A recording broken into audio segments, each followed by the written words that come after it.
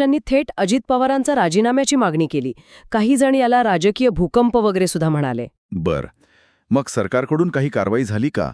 मुख्यमंत्र्यांनी काही पावलं उचलली? हो, लगेच. मुख्यमंत्री देवेंद्र फडणवीस यांनी तात्काळ चौकशीचे आदेश दिले. चौकशीचे आदेश? हो, आणि इतकंच नाही तर पुणे तहसीलदार आणि संबंधित दुय्यम निबंधक म्हणजे सब रेजिस्ट्रार यांच्यासह काही अधिकाऱ्यांना निलंबितही करण्यात आलं. संगनमताचा संशय आहे यात. म्हणजे प्रशासकीय पातळीवर कारवाई झाली, पण कायदेशीर बाजू काय म्हणते? पोलीस तक्रार वगैरे? हो, ती सुद्धा झालीय.